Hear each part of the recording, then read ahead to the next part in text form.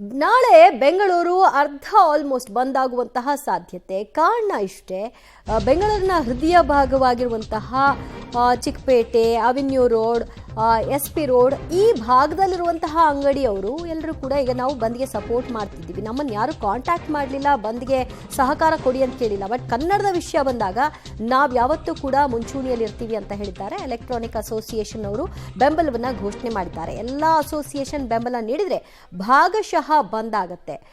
ಈಗ ಅವ್ರು ಹೇಳ್ತಾ ಇದ್ರು ಸುಮಾರು 19,000 ಅಂಗಡಿಗಳು ಬರುತ್ತೆ ಆ ಭಾಗದಲ್ಲಿ ಅಂತ.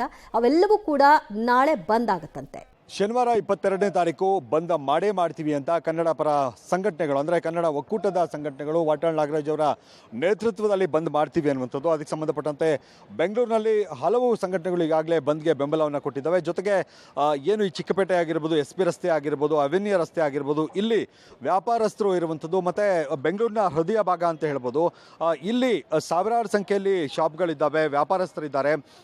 ಇಲ್ಲಿ ಬಂದಾದರೆ ಒಂದು ರೀತಿ ಸಕ್ಸಸ್ ಆದಂತೆ ಅನ್ನೋ ಥರದ ಮನಸ್ಥಿತಿಯಲ್ಲಿ ಕನ್ನಡ ಪರ ಹೋರಾಟಗಾರರು ಇರುವಂಥದ್ದು, ಒಕ್ಕೂಟ ಕೂಡ ಇರುವಂಥದ್ದು. ಅದರಿಂದಾಗಿ ಎಲ್ಲರನ್ನು ಕೂಡ ಸಂಪರ್ಕ ಮಾಡಿ ಬೆಂಬಲವನ್ನು ಕೇಳುವಂಥ ಕೆಲಸವನ್ನು ಕೂಡ ಕನ್ನಡ ಒಕ್ಕೂಟ ಮಾಡ್ತಾ ಇರುವಂಥದ್ದು. ನಾನೀಗ SP ರಸ್ತೆಯಲ್ಲಿದ್ದೇನೆ. ಇಲ್ಲಿ ಯಾವ ರೀತಿಯಾಗಿ ಬೆಂಬಲವನ್ನು ಸೂಚಿಸ್ತಾರ ವ್ಯಾಪಾರಿಗಳು ಅನ್ನುವಂಥದ್ದು, ಅಸೋಸಿಯೇಷನ್ ಅವರು ಏನು ಹೇಳ್ತಾರೆ ಅಂತ ನಾನೀಗ ಒಬ್ಬೊಬ್ಬರನ್ನೇ ಮಾತಾಡಿಸ್ತಾ ಹೋಗ್ತೀನಿ ಏನು ಹೇಳ್ತಾರೆ ಅಂತ. ಸರ್ ನಮಸ್ಕಾರ.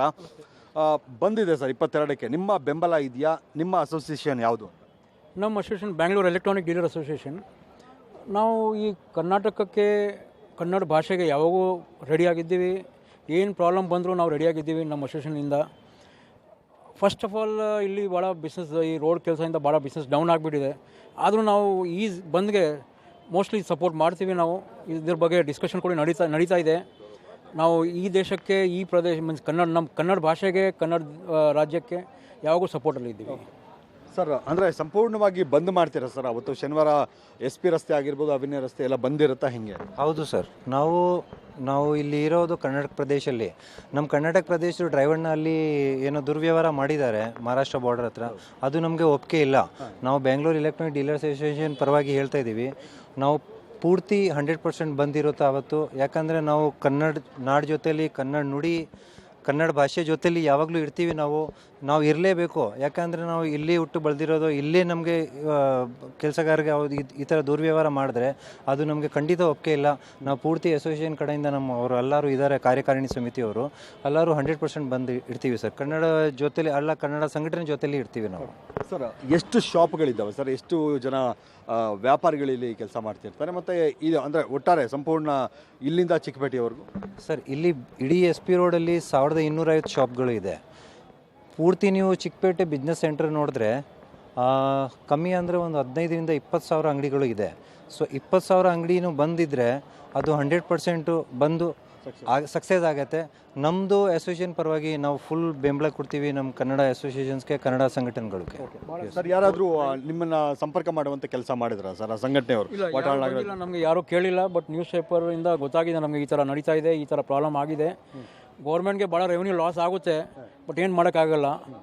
ಪೊಲಿಟಿಕಲ್ ಇಶ್ಯೂಸ್ ಕೂಡ ಇದೆ. ಇವರು ಮೀನ್ಸ್ ಸ್ವಲ್ಪ ಪೊಲಿಟಿಕಲ್ ಇಶ್ಯೂಸಿಂದನೂ ಬಂದು ಇದೆಲ್ಲ ಮಾಡ್ತಾರೆ. ಬಟ್ ಅದು ತಪ್ಪು. ಬಟ್ ನಾವು ಕನ್ನಡ ರಾಜ್ಯಕ್ಕೆ ಯಾವಾಗೂ ರೆಡಿಯಾಗಿದ್ದೀವಿ, ಕನ್ನಡ ಭಾಷೆಗೆ ರೆಡಿಯಾಗಿದ್ದೀವಿ. ಈ ಪೊಲಿಟಿಕಲ್ ಆ್ಯಂಗಲ್ ಅದೆಲ್ಲ ಸೈಡಲ್ಲಿ ಇಟ್ಬಿಟ್ಟು ನಾವು ನಮ್ಮ ಕನ್ನಡಕ್ಕೆ ರೆಡಿಯಾಗಿದ್ದೀವಿ.